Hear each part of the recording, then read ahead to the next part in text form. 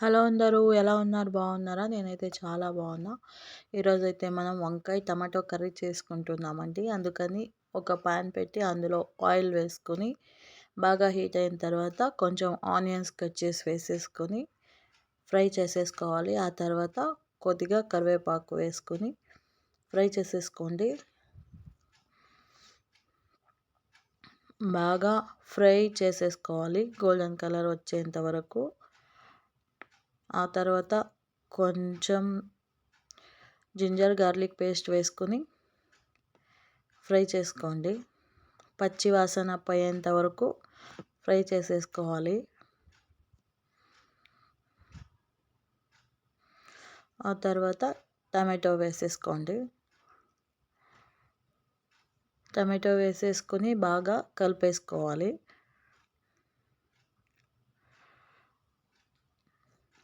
కలిపేసుకొని మూత పెట్టేసుకోవాలి. ఇప్పుడు ఒక 2-3 మినిట్స్ మూత పెట్టేసుకొని తర్వాత మూత తీయండి. చూడండి అలా బాయిల్ అవుతుంది కదా.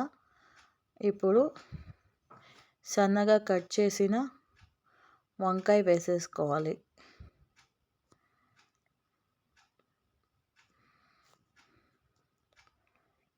చూడండి ఇంత సన్నగా కట్ చేసుకుంటే సరిపోద్ది. ఆ వంకాయ వేసేసుకోండి. వంకాయ వేసేసుకొని బాగా ఫ్రై చేసేసుకొని బాగా కలిపేసుకొని మళ్ళీ మూత పెట్టేసుకోవాలి. ఒక 5 మినిట్స్ మూత పెట్టేసుకొని ఓపెన్ చేయండి. చూడండి ఇలా బాయిల్ అవుతూ ఉంటుంది. ఇప్పుడు కొంచెం ధనియా పౌడర్, కొంచెం చిల్లీ పౌడర్, కొంచెం గరం మసాలా,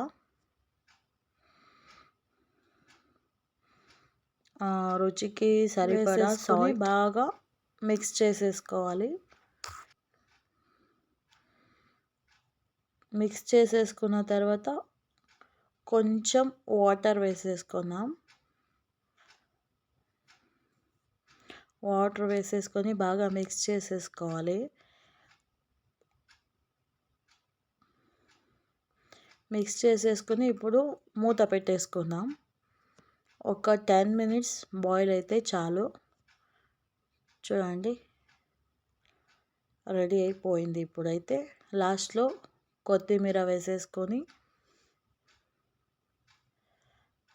సర్వ్ చేసుకొని తినడం అంతే. వంకాయ టమాటో కర్రీ రెడీ. మీకు నచ్చినట్టయితే ఒక లైక్ చేయండి. అలాగే మా ఛానల్ని సబ్స్క్రైబ్ చేసుకోండి. Thank you all.